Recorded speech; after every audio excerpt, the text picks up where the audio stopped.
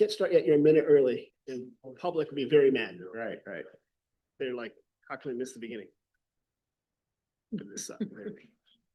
Well, Ross, right? Oh, He so who's on he the board? does our, David quorum. here, transportation. Are we quorumed, Ross? Two Thank you very much. Joe Water. Coming on day, Cynthia did a birthday, who works for Sonoma Water. I got hers, we were listening. And Ryan Peterson, who's staying with dad, real involved. We've seen him before. Oh, good. If I see him. Hmm? If I see him. You would recognize him, a bigger guy, he often pulls the like big trailer like thing with like. I can't really read that. Oh, okay, yeah, yeah. That's, Derek, My dominant ancestors were. All right. So, hello, now that Sean is here, we can get started. Now we can begin. All right, thank you guys for coming. SCTCA CAC meeting, January 26th at 4 o'clock. So let's start with self-introductions. We'll go this way. Musa Bassi representing the Santa Rosa Chamber. Tom Conlon representing the Sonoma County Conservation Coalition. Mark Soylan representing District 2. Tom Banning, District 3. Angela Conti, Chair of the Paratransit Coordinating Committee. David Harris, representing Transportation Land Use Coalition with Sonoma County in front of it. Dominic Coulamard, North Bay Electric Auto Association. Cool. Tim's Honor, District 1, Sonoma Valley Visitors Bureau. Hey, Eris Weaver, Sonoma County Bicycle Coalition. Rick Lutman, and I'm receiving the seat of the League of Women Voters from Kelly McNerney, who was kind enough to stand in for me while I was in Rome for 4 months. Brian Lang representing the 4th District. Riggs Laka, the Sonoma County Wine Grape Commission. I'm John Bly. I'm with the Engineering Contractors Association. And let's find out who we got in the back room. I don't know if they want me to start. My name is Dwayne DeWitt. I'm from Roseland. Steph Britt, Transportation Planner with SCTCA. There we go. Chris Cohn, SCTCA. Chris Barney, SCTCA. Shauna Gauze, SCTCA. Dana Trey, SCTCA. Dave Ripperda, SCTCA. Adam Garcia, SCTCA. Fourth, Alejandro Perez, Town of Windsor. Hey, Alejandro. And Ross Clendon at SCTCA. Thank you. All right. We got one, two. And Don? No, we don't introduce you? Come on, give a little speech. Come on, Don. All right, on the screen? Yes, go ahead. Carol Taylor, North Bay Organizing Project. I have a cold today. I'm so glad to be here at this first meeting of this. I'm so glad to see the new members and how we're combining. Thank you. Glad you could make it. Thank you. All right. And we will thank you, Mosa, for covering for me for the last meeting. I think I was off doing something and apologize for that. So we're on to public comment on items not on the regular agenda. I'm going to guess that is Dwayne DeWitt. All right, Dwayne, you got the mic. You shouldn't hand it to me. Hello, my name is Dwayne DeWitt. I'm from Roseland. I'm here because 25 years ago, I was elected to the Southwest Santa Rosa Redevelopment Project area, in which we were talking about the Hearn Avenue overpass. And we started talking about that 30 full years ago during the Southwest Area Plan of Santa Rosa's adventures. I bring this up because it shows sometimes it takes a long time to get things done. I'd like to advocate that we get something done quicker, and it's something you can use state law to help with, because the state recently passed a law that allows school districts to have speed limits lowered. This is really important. And I believe if this county, and especially the Sonoma County Transportation and Climate Authority, were to get behind the idea of having every school district in the county that had a school zone to lower their speed limit down to 20 miles an hour would be a really good thing for kids. In my neighborhood of Roseland, which is a small district of just 1.2 square miles, we got 5 schools and people race through there. You could say, well, that's in the city.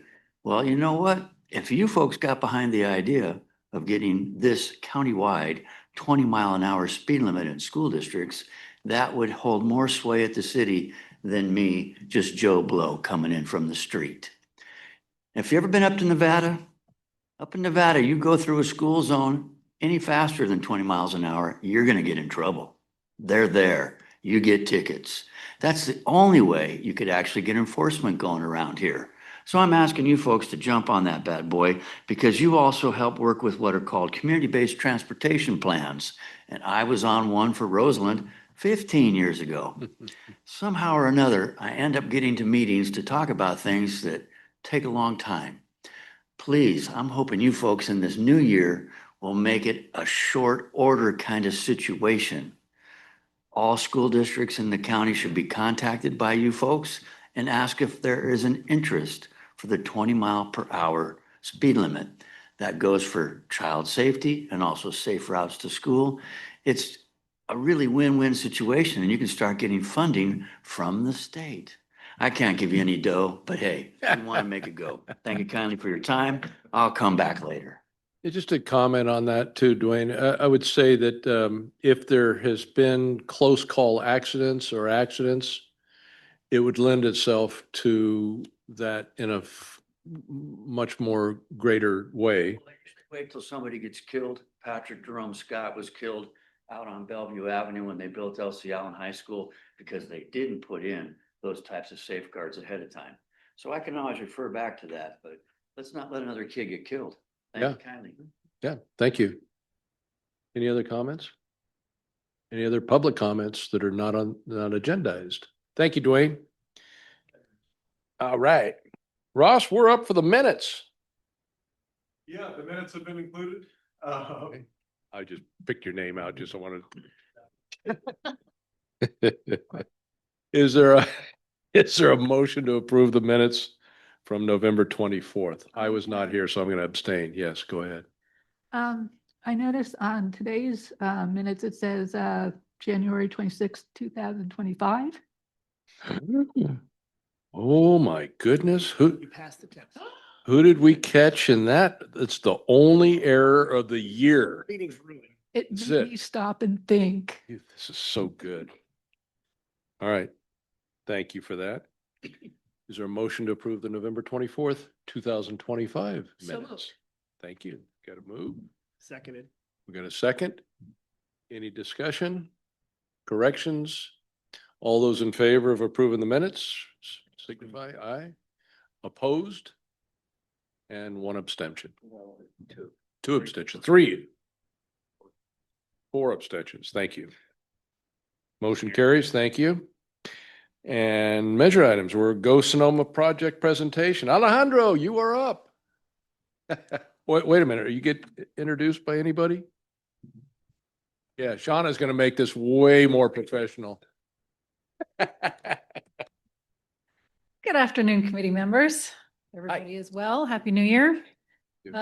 As we do each month, we have a project project sponsor who is receiving measure funds, who is going to come and give you a presentation on the status of both of those projects. That person is Alejandro Perez, and he is with the town of Windsor. Fantastic.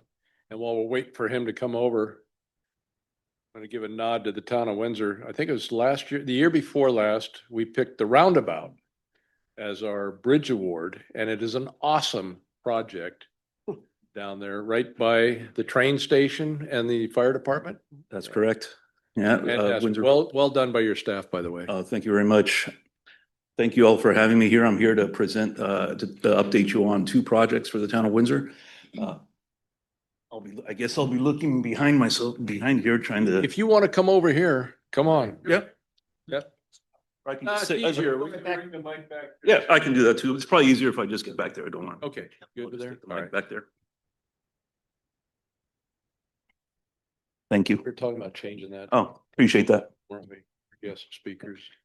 Just reserve a seat up here too. Yeah. So I'll start with the Old Redwood Highway pavement project, preservation project. Here's a project location. As you can see, it's corridor on the Old Redwood Highway corridor, just east of Highway 101, located between 4th Street on the north end down to Panabode Court on the very southern end of the town of Windsor. Does it cover the Shiloh Road? I can't tell from that map. No, it's before Shiloh Road. Oh my God, that is such a tragedy. Don't let me start on that one. I know, right? As capital improvements, I can't say anything. Don't ride a Right. bike on at that intersection. You'll fall down. Correct. So Old Redwood Highway existing conditions we have there along the corridors, we have some 4-lane sections as well as 2-lane. We have localized pavement failures up and down the road. We have sidewalk gaps and also no sidewalks in a lot of Old Redwood Highway, and also mostly continuous Class 2 bike facilities. So the project scope of the pavement preservation program is to rehabilitate about close to 1.5 miles of Old Redwood Highway. Includes enhancing 7 crosswalks, mixing a class of bike Class 2 and Bike 4 facilities, Class 2 buffered facilities up and down Old Red, as well as improving bike detection at traffic signals and upgrading 27 pedestrian ramp locations. So typical pavement rehabilitation, full width with grinding and an overlay of 3.5 inches, or about 3 inches of new asphalt. For pedestrian improvements, we have at some locations, like I said, enhancing those crosswalks with high visibility crosswalks, refuge islands, and rectangular flashing beacons, and also improving curb ramps and bulb outs at locations where we can. Also, through the project, we have various locations where we'd like to install buffered bike lanes using K71 bollards,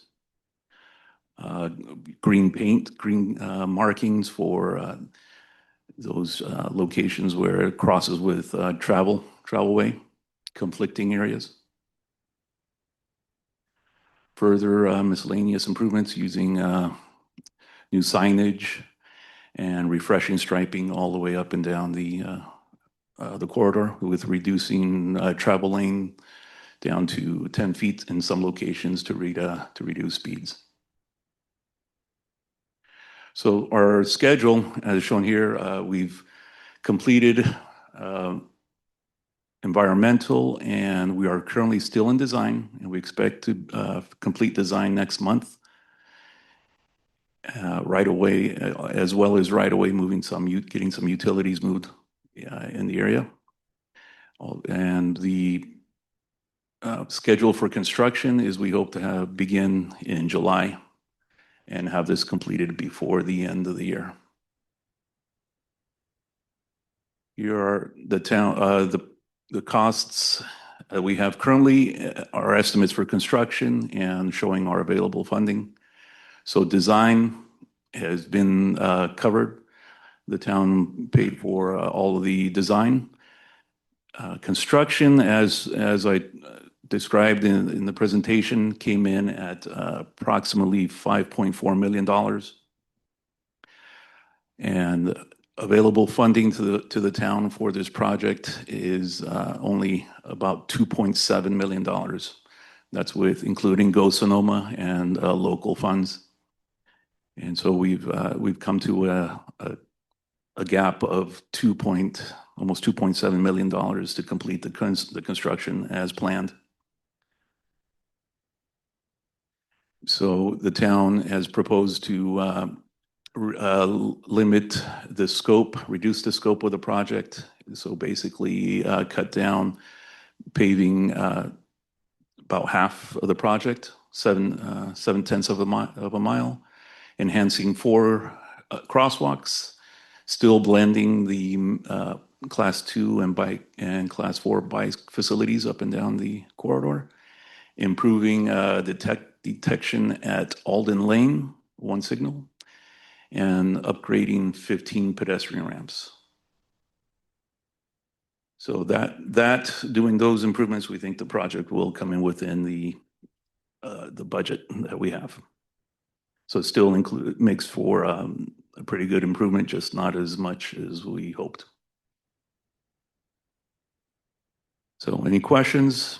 Here's contact information for myself or Brandon Barrett, and we also have a project website on the Town of Windsor's website. Don or Ross, can we share that with the committee afterwards? Thank you very much.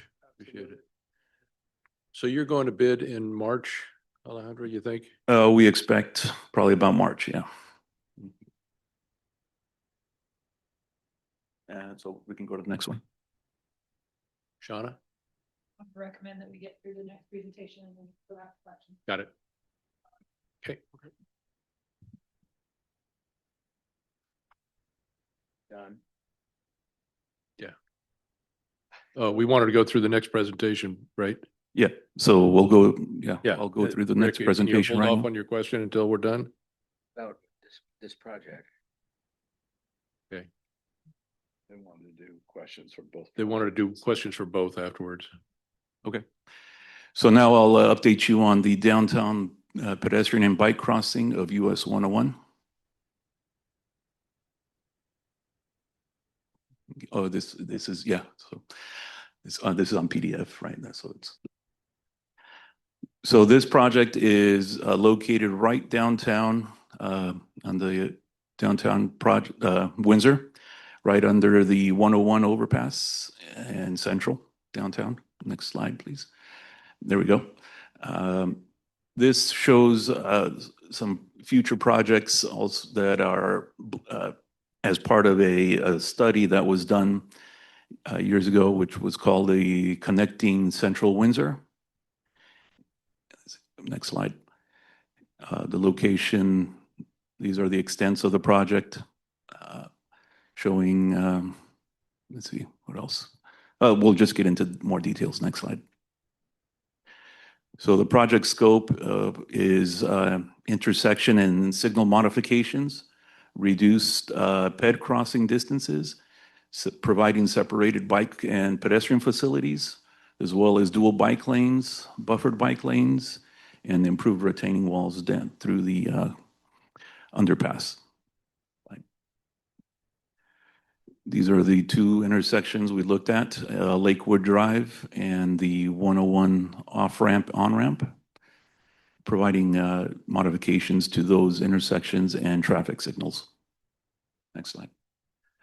We'd like to also in those areas reduce the crossing for pedestrians with bulb outs and extending curb ramps. Next slide. We also plan to provide separated bicycle facilities on both north and south side of Old Redwood Highway there, between the off-ramp, on-ramp, and Lakewood Drive. Next slide. The dual bike lanes on each side would provide for bicyclists to be able to travel in both directions on each side of Old Redwood Highway, as well as pedestrian facilities on each side. Next. Wait 1 second, sorry. Mhm. So it'll be like the contraflow or the tooth flow, both sides Both sides. with those little plastic bollards or? Go back I'm sorry, plastic I bollards? see one or two bollards. Oh, the bollard, yeah, in that photo it is showing bollards, but in this area, there would not be, right under the overpass, there would not be case-only ones. It's the two-way end. Just At- those two intersections. At those two intersections, at Lakewood and and it begins at the northbound on-ramp.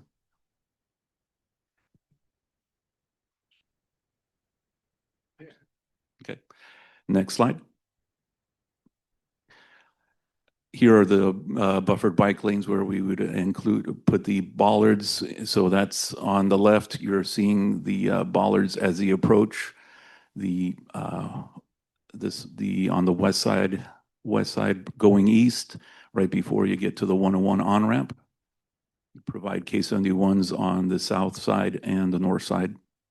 And then on the next photo on the right, you'll see the bollards on the north end as in the westbound direction as you approach Lakewood. And as required to make all these improvements, we have to widen the underpass. So we'd have to push back the existing retaining walls and provide for improvements and improve those retaining walls. And if you could, one more slide would show the proposed types of possible retaining walls to be built. Next slide. So showing our schedule, scoping, environmental has all been completed. We are currently in final design, and we expect to complete this final design by the end of the year. Right of way has been acquired from Caltrans, and all necessary is right of way is complete, and we expect to begin construction next year and complete the work in 2027, before the end of 2027. Next slide. Shows again the cost that was for design right of way that was covered by the town. And our current estimate of the project, $8.3 million, and as the plans show right now, it's 65%. And as you can see, we have is a funding gap with all the money available to us, to the town. We have a funding gap of $3.5 million. And next slide. So the next steps is we're looking at constructing the project in phases and evaluating at this time only making the northerly improvements, north side improvements for the project. So that is my presentation and update, and here's similar information for contact. All right, Rick? Question? These look like great projects. And it's very disappointing to hear that you are about 50% underfunded for them. Is there really no project prospect that you can get money enough to finish these somehow for the future? No. Well, as before, with the downtown project, we actually applied for SB1 funding, as we did with the Windsor Roundabout before 2 years ago, and we were not successful in those funds. Our consultant has continued to look for funding, but we have not been able to. And it's just very hard to find money right now to construct capital improvements. Yeah, Harris. Help me understand the rationale behind the two-way cycle track on the two sides, because I'm always. Oh. Okay, sorry about that. What my question was about the rationale of the two-way cycle tracks on those short sides. Then what happens if we're always trying to get people to ride on the right side of the road. Yeah, I hate it. And then when there's a two-way cycle track for just a little piece, what are people supposed to do at either end if they're going the wrong way? Why should they be riding on the wrong way under the freeway? Well, the way we looked at it is those two-way lanes are meant really for those people that are not used to riding bikes through this area. A lot of people do not want to ride their bikes under the overpass because it's very narrow, and they just don't feel comfortable. So for those avid cyclists, we will keep those one direction bike lanes on each side. However, we're providing those two ways for those people that they're not used to riding their bike on the street. So you provide both ways and there's room for both. Are they riding once they're Can I not? explain real quick? Okay, Because I know this area very well. okay, yeah. And if I could jump in. Please. Hi, Alejandro. Good to see you. Good. Basically, Yes, on- I'll be done. yeah, it's interesting. There's a desire path in a lane that pops out right by 101. Mhm. And there's a 55 and over community, there's a bike path, there's the Safeway, the Rayleighs, it's all on one side. When you're on the northern side of Old Redwood Highway, you're popping over to the town green over there, and that's where all those activities are. So it's all on that side of Old Redwood Highway. Where all the stuff is. All the stuff is. The other side has other stuff, but it's more like services and not as much like shopping and retail and So attraction. people are doing this rather than going through. Correct, because other people aren't going across the street. That is a sketchy, awful intersection that this town has been battling for 30 years. But back when Dwayne DeWitt was first doing stuff. No, but now he's gone. So there is a method to the madness, and I can kind of see what you're doing. But you and I can go over there and try it out. But didn't mean to steal your thunder. Good, because I do have a I'm good. question. Okay, now I have a question. Go ahead. Alejandro, are you gonna, so Caltrans, has the freeway above it, and they have the big pillars that support the freeway. Is the two-way track gonna be in where the current green painted bike lane is, or is it gonna be, you're gonna push back the wall and go where the sidewalk is? Yeah, the travel lanes, all the road, it stays the same. Everything will be on the other side. Back like a Push few the feet. retaining wall back, yes. That would be, that'll be amazing, because I know there are a lot of Windsor residents that want to ride their bike. There's a 55 and over community. They get in their cars and they drive a half mile because it's a very scary way to cross. So this would be a huge improvement. It would, yes. My quick question on this though is there is a slip lane where people are turning left. It freaks me out. You've raised it up a little bit. It's the on-ramp for 101 North. Yes.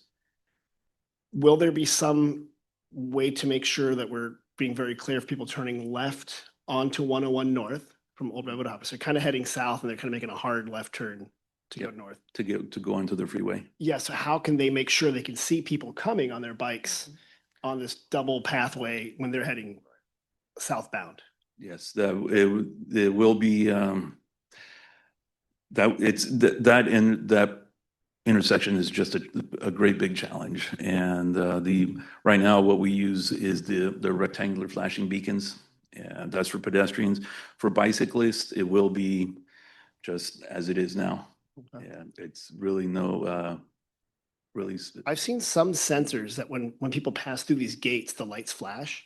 Mhm. Would it be something to consider? when That's they're something we coming this could, way, yeah, it starts actually, flashing, 'cause that's a when good you're idea. footing, You'll Mhm. see it. I could run that with our design team, and that's. Bring it to the planning commission. I hear they're awesome in Windsor. My other question is, I've asked before about leading pedestrian intervals. Basically, we give people 5 seconds when they push that button to get into the crosswalk. And then when people are heading to 101 South from Old Redwood, so that they're passing, the barber shop and stuff like that, they're going onto the freeway ramp. Yeah. We give them 5 seconds before the clear. light turns. Mhm. We might look at expanding those because there are a lot of elderly people that need to get across. And Right. I know they have the bulb outs, but we don't do that very well up in Windsor. At this point, the town is working with Caltrans because those are, in case you don't know, all of those intersections, those traffic signals are controlled by Caltrans. They're owned by Caltrans, so we have to go through them to make modifications, and that's why this project is going through with them. But we are at the same time working with them to take over ownership of those signals. So if that happens, then we will have a lot more freedom to make. I do see a lot of near misses there, a lot. So, just to put it in the minutes and maybe if Caltrans is listening, or if we can find their phone number, that really should be addressed. But thank you, I appreciate that. Those are my questions. Tom Banning first and then Tom Conlon. Just clarification on the two-way questions. The two-way things go all the way to the far ends of the adjacent intersections. That is to the far east side of the Lakeville intersection and the far west end of whatever that intersection is there. Old Red, thank you. That's where you would enter that zone. The zone would, or the two-way bike lane would start at on the north side. It would begin just east of the off-ramp. If we're looking at, if there's a, you can't see it, but there's a map we could see, it just begins right after the off-ramp. If we're just looking at the north, at the north side, this two-way would begin on the right after the southbound off-ramp, I'm sorry, Okay, and would extend all the way to Lakewood.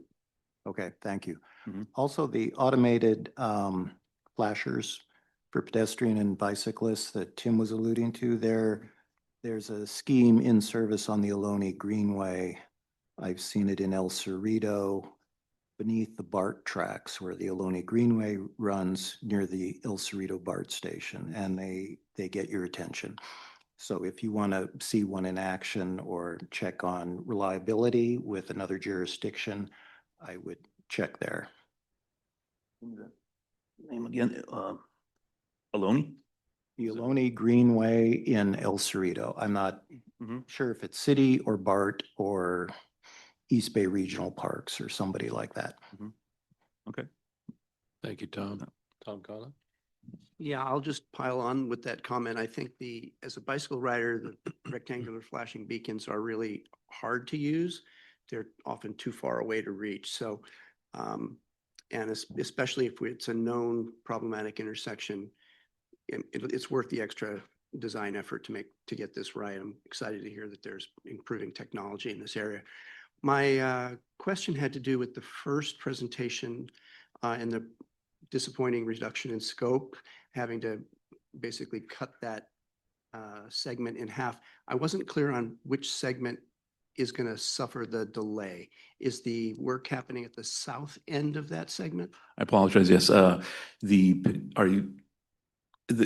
will be improvements up and down all the corridor. However, the pavement will begin at the south end and go up to the north end would be just before Shade Tree Drive, past, if you're familiar with the area, Pleasant Avenue. So it's basically we're repaving the south end of the road section.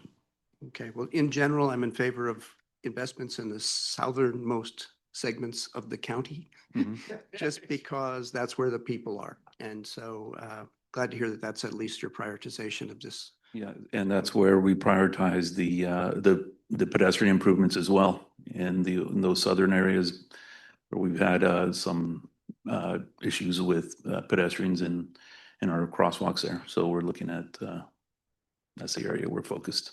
Note to self, Tom Conlon says screw Cloverdale and Healdsburg. Well, if you're giving me an opening here, I'll go on. Thank you, Tom. Yeah, go ahead, Brian. This is probably more for staff and a clarification. During when we were talking about the ballot measure, putting it together, and during the campaign, I believe it was called maintenance of effort, that all these funds were in addition to existing commitments by the jurisdictions. And I'm just wondering, is there any control audit that is in effect happening? That's a good reminder. It's been a while since we've talked about maintenance of effort. So is it minimum effort or Can you maintenance of repeat effort? that on? Is Yeah. there any? Hello.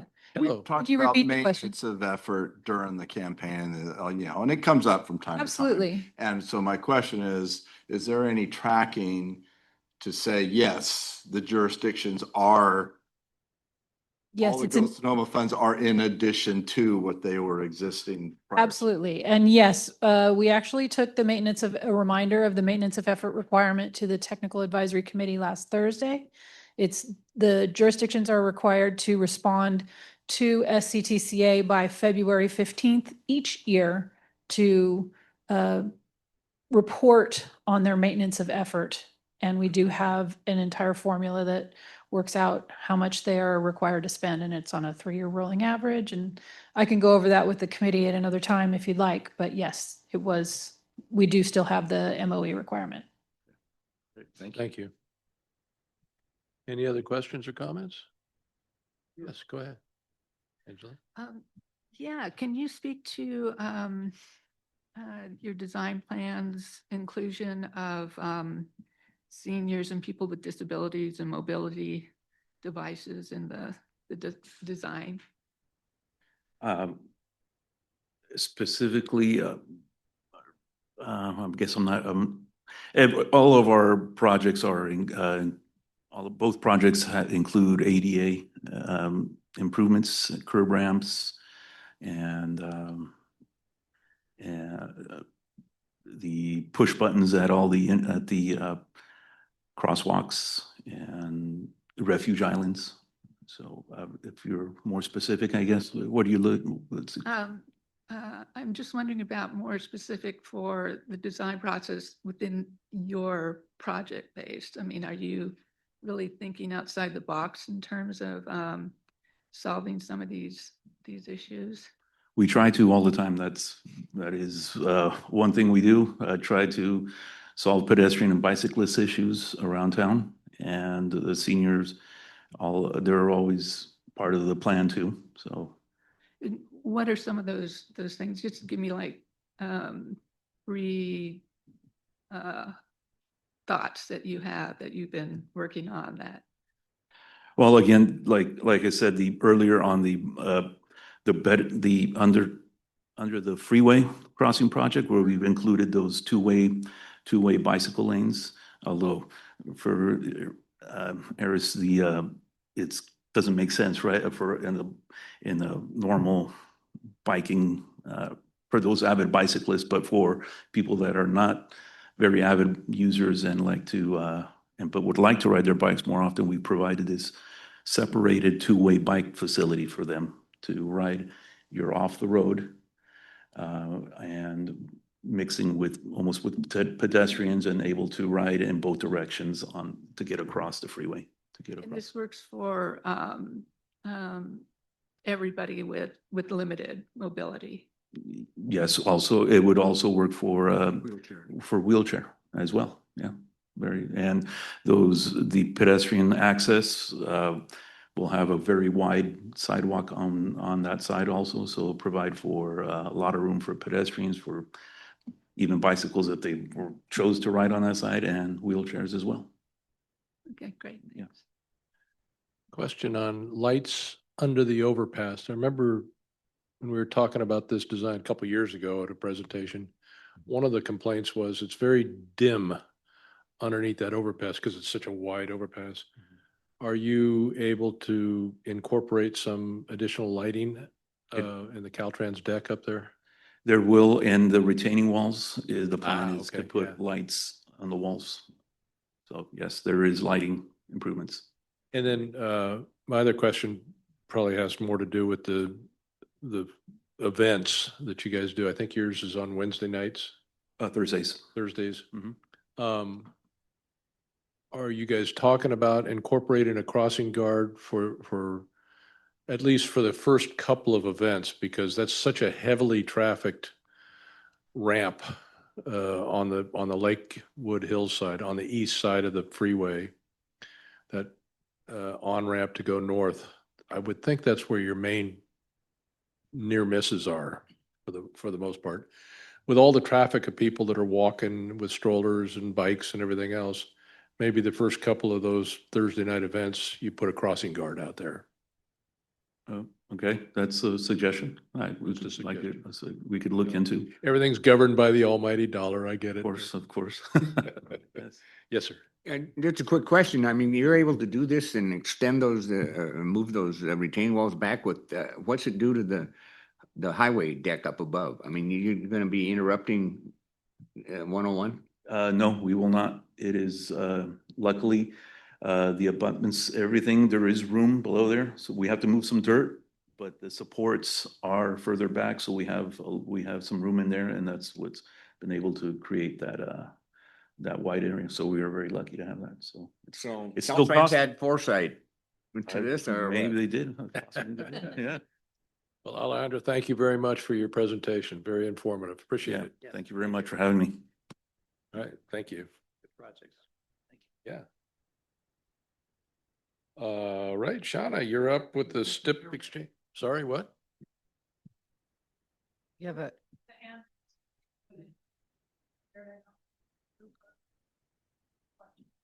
you had an online question from Jan Schiller. Oh, Would you like okay. me to read it? Yeah. She said, well, she had a statement and a question. She said, congratulations on your wonderful plans and all the hard work that you and the town of Windsor have already completed with your plans. How are you considering those who use wheelchairs, such as the remodeling of the ramps? So you may have gotten to that. Thanks for all the good work you are doing. Do you feel like that was answered possibly?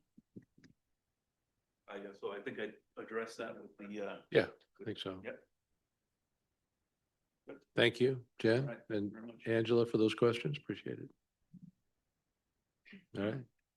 All right, we're on to our STIP reporting overview. Shauna, I think. What did I miss? Go Sonoma and STIP Exchange Project Quarterly Reporting Review. And we've already lost 15 minutes of your presentation. This, damn it. this one was so good, I read it twice.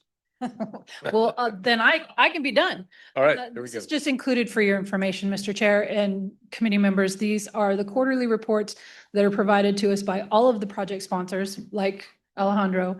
They provide us with this quarterly reporting so that we can keep track of their progress even before they've appropriated funds to make sure that we're making sufficient progress to deliver these projects in a timely manner. So they're all included for your information, and it includes both Go Sonoma and this STIP fund exchange. Cool.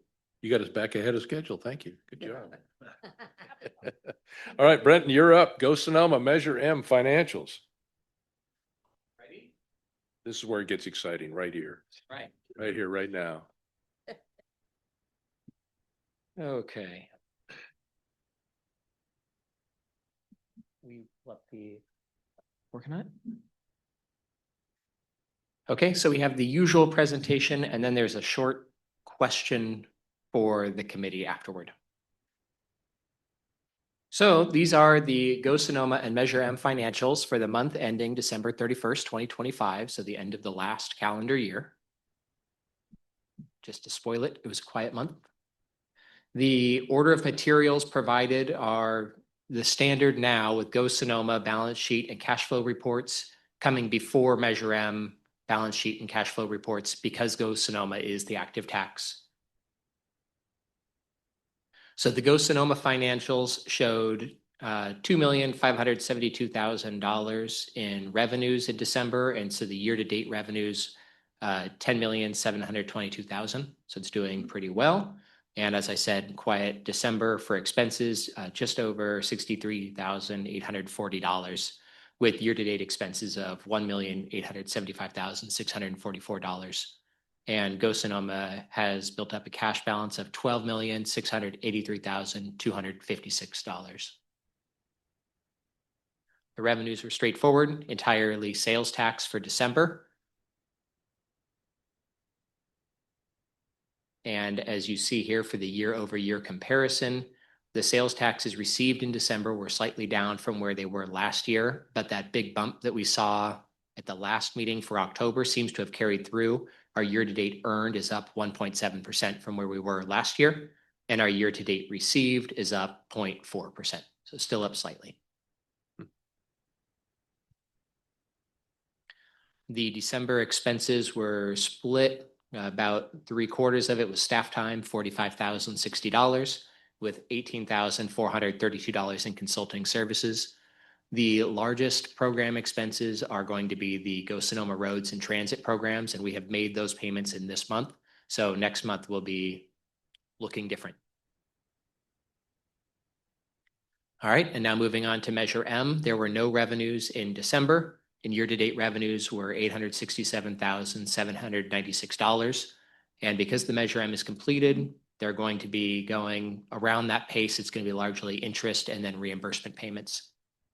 And the expenses for Measure M were $217,923 with year-to-date expenses of $1,879,950. And Measure M still has its large cash balance of $77,482,535. Those December expenses were $171,285 of consulting services and $33,219 in staff time. All right, so I can take questions on that, and then we have a question for the board or the committee afterward. So any questions? Yes. Yeah, Rick. What's gonna happen to the $77 million that you got in the Measure M accounts? It's Measure M is finished now. It's the Measure M tax is finished, but those dollars are sitting in the local street projects and Highway 101 funds largely, and they will be programmed and spent over the next several years, and we'll continue reporting on those. So it's all allocated to, Windsor can't ask for more for, I believe that there might still be programming due. That's more of a question for David, but it is in its particular fund, so it will be spent on projects or Highway 101. Tom? I noticed this in the minutes from the last meeting, but Brenton, if you could add the loan transfer as like an asterisk note on these reports going forward.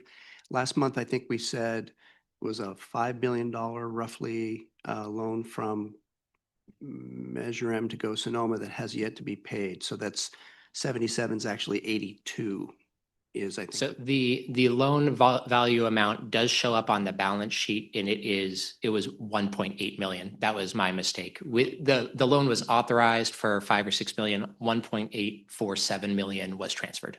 Okay, so that's the kind of confusion I want to try to eliminate from this. So if you could just put that on our reports going forward so that that's in front of us at each meeting. Okay, I'll make a note. Thank you.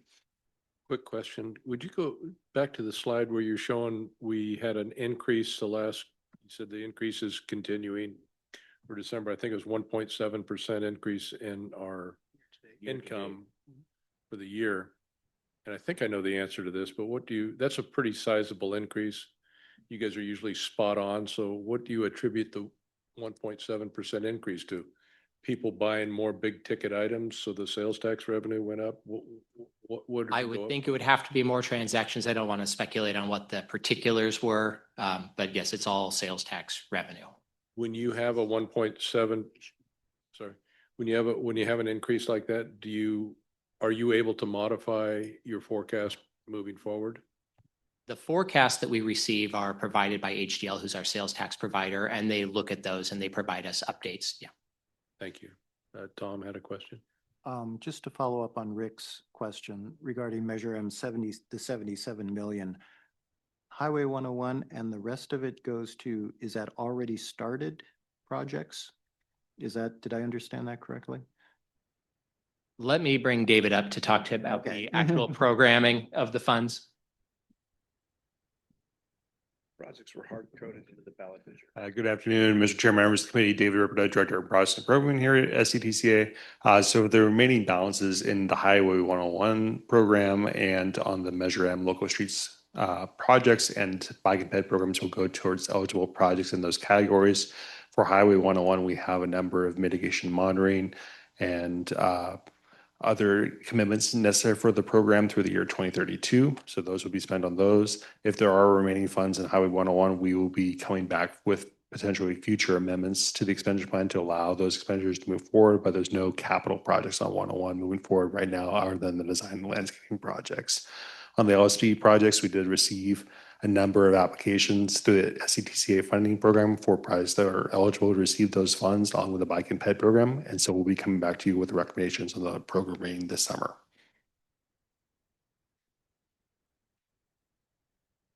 That was a lot of information. That was quick. Did you get that? Hope somebody did. Yeah, go ahead, David. And then- just a quick comment on the December drop. The fact that the tax credit on electric vehicles went away caused a lot of car purchases to drop off in EVs after September 30th. So that could have been a good bit of why December dropped from year to year. That could be. Melissa? My question is for David, in fact, can we lend some of the $77 million to the Go Sonoma projects to expedite them, Yes, so as Brenton mentioned earlier, we had an authorization to advance, I believe roughly 5 million from Measure M to Go Sonoma to advance some of those projects. A number of those projects have had delays, so we weren't needing to take out the full loan amount. We do the ability to loan additional funds from Measure M to Go Sonoma to advance projects as needed. So we retain that ability to do loans. What a fun job. Who gets to maneuver all that money around? I kind of like that job. Is that you, dude? It's a team effort. There you go. Yeah, go ahead. Just quick question, I'm sorry. For when we receive money in December, for example, you have, taxes received in December. Remind me, and I'm sorry, is it like a 30-day or a 60-day lag from when those purchases occurred? It's 2 months. 2 months. So December would be September or October. October. Yeah. Okay. Thank you. So all the holiday shopping will appear 2 months from now. But Yeah. perfect. Got it. Mhm. Well done. All right, thank you. And then we do have a question for the committee.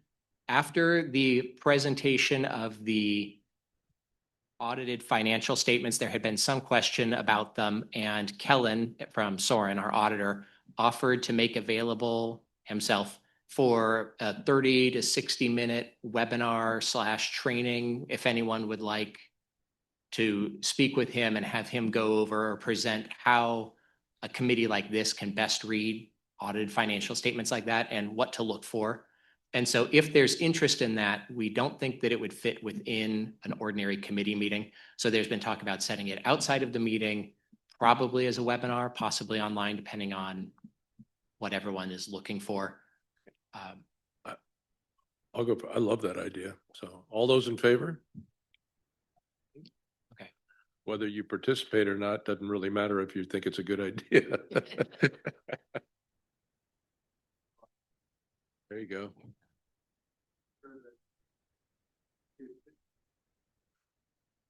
We just have to make sure that we're not in any Brown Act violations. We need to make sure that this is clearly not a CAC meeting. We may invite some folks from other committees as well, but we'll get that figured out. Okay. I saw something pop up. Carol Taylor had a question. I didn't know who she was on. Okay. I was just saying yes, yes, yes to the explanation of how to read the financials. I would love that. Thank you. Okay, in that case, we'll work with Soren and set up a date that works for as many people as possible. Okay. And if you are interested and you're interested, reach out to Dawn or I, and we'll keep everyone on a list and notify everyone when it's scheduled. Fantastic. Thank you. Good idea. So we voted unanimously that it's a good idea for everybody else. Correct. An webinar. Well, we usually have Dennis Harder to interpret everything for us, but he's not here this time. Thank you, All right, Brendan. thank you all. All right. All right, here's the meat and potatoes coming up now. This is the big one. More, kind of a gluten-free dessert, I think. Yeah, this is just mainly a follow-up, but it's related to the annual report. So last year, we brought the annual report in text form to the committee for feedback. This is going to go to the board at this next meeting, but we just got a version back from the graphic designer today, which I did send out. I apologize for the very short amount of time there, but I just want to let you know kind of the process of the annual report and how CAC feedback was used to create it. So as we know, the goal was to create one cohesive document that detailed both the agency's overall work that was done previously with the SCTA RCPA annual report. Now, as the organization has come together, that's one. But we also wanted to put the Go Sonoma tax measure annual report together with that, which is a requirement of the measure. Previously, that was a separate report in the Measure M days as well. So with that in mind, staff worked to come up with a new format that both would let this report work as a promotional, informational document, but also satisfy those reporting requirements for Go Sonoma. And I think we did a serviceable job with that for the first year, and we used Kim Dow, who is a local designer. I always say local designer, but I figure I'll give her a shout out for assembly. She's done a lot of work for us in the past. Yeah. And so part of that was input that we received during the CAC meeting when this was presented after, I believe in December, this content, we added content basically related to the sunset of Measure M and an encapsulation of the Measure M accomplishments. So both of those, I think you added it in 2 sections, Shauna, I believe. Yeah. Yeah, so I know there was, pages 21 and 37, I know. Yeah, I added it to the beginning of each program section. So there's a way for you to see the summary of what was done over the fiscal year and what was done over the length of the measure. Thank you. So that was one of the big updates that came from this meeting. And then next steps, it will go to the board. If you do have future feedback on it, comments certainly can be submitted, but that will be, we're not going to do another version until we get board feedback on that. I think it's very close, but we will get final approval. And then the other thing I wanted to ask is basically if anyone would like printed copies, we will be doing a print run, and I can certainly make those available for any committee members that would like them, because we always print them, but we don't want to end up with a giant stack of them. It looks bad. So do reach out and just let me know if you'd like a printed copy. And again, I apologize for the short timeline of getting it out there, but we just got a new version from the designer this morning. So that is what will go to the board. You'll see it come out in the board packet soon. So you got a preview basically. But that is the status of the new combined annual report. As I said, not a main course, but just a little something. But do let us know if you have questions, comments, either now or after the fact, leading up to the board meeting related to the annual report. Yeah, Harris. I did read it and look through it, and I thought it did a very good job of having complete information yet being concise and not having too many confusing. Right, because before we had 2 organizations and multiple, it felt very compact and easily understandable and nice looking. Excellent. Yeah. You guys, I think you are talking tomorrow night about the 2050 comprehensive transportation plan. Two nights from now, and actually I'm Wednesday night. very glad you brought that up. There's a little sheet on it right there.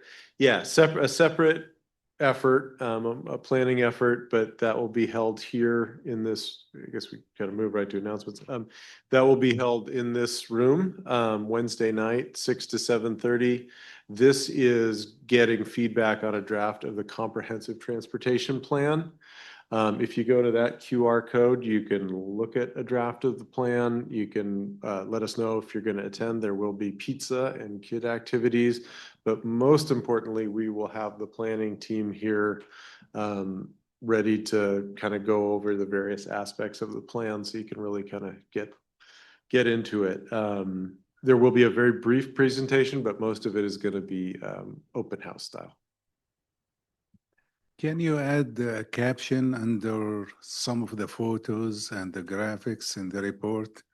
Because some of them, like, for example, there is in the staff, page, there is a photo for the staff and the board, Right. And some of the graphics, just to clarify, what is it, That is a good suggestion. Thank you.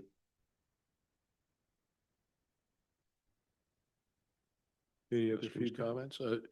I'll relay one comment from our friends at SOS. They didn't like the inclusion of the phasing out of all zero carbon emissions by 2050. They think that was maybe an overreach for such a comprehensive plan and so forth. And I don't know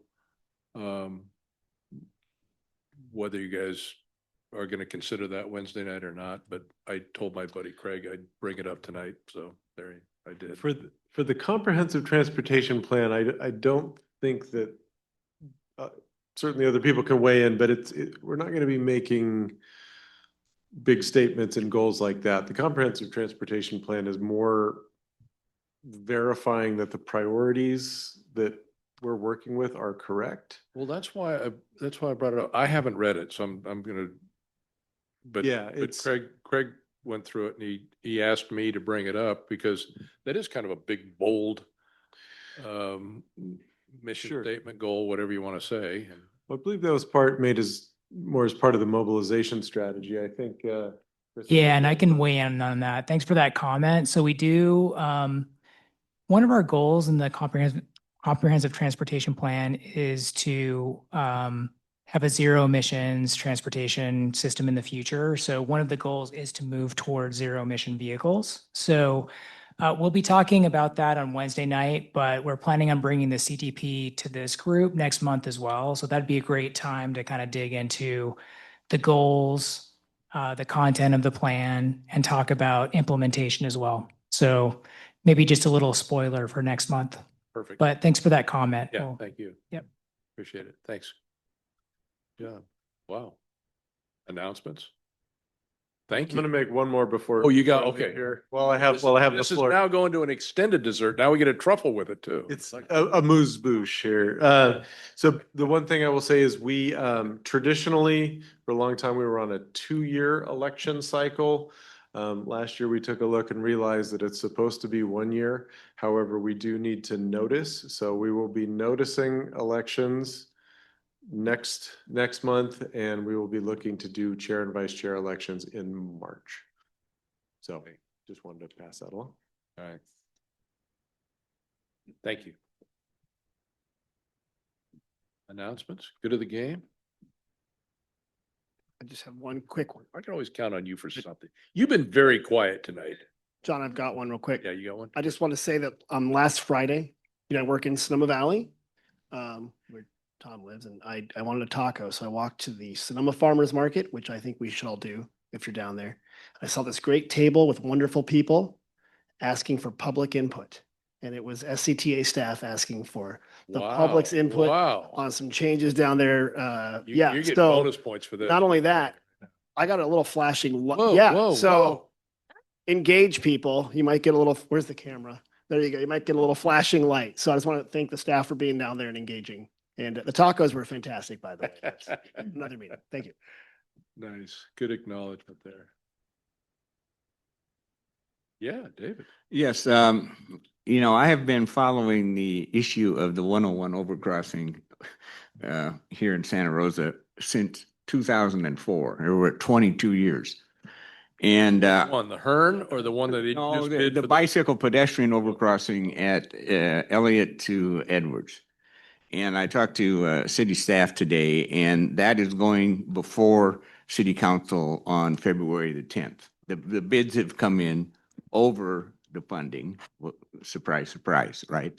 And I have been an advocate for doing something other than a mini copy of the Sundial Bridge, which I cannot believe is the most cost-effective overcrossing structure. So they did put some bells and whistles on this one that drove the price up a little bit, but they are gonna, from what I heard this morning, they are gonna find the money and award it. They actually, a little bit of a cute story. They came to me and asked if there was somebody that could green sheet this to double check their engineer's estimate.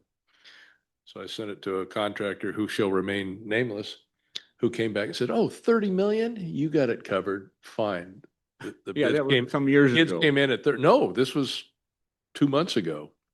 So the bids came in at 38 million. So I quickly called that contractor who shall remain nameless and said, "Way to cut fish and bait. I mean, you sold him a bill of goods that 30 million was plenty and went to 38 million. Well, I And read. he was mentioning some decking or something that's on that bridge that drove the price up, but I can't imagine it drove it up 6 million. I think he just might have missed something when he was green sheeting it, but The Press Democrat said it was 40. yeah, something Okay. like that. Yeah, 38. And 40. there- What's $2 million? Well, Jeez, David, Right, come on. but the word is that they're 8 million short. So I don't know. Apparently, the city of Santa Rosa is going to find the money. That's Well- that's what I heard this morning. I think it's a monument to the retirement and career of the architect, not to the most efficient expansion of our bicycle pedestrian infrastructure. We're spending way too much money. You know, $40 million to do a fraction of a mile.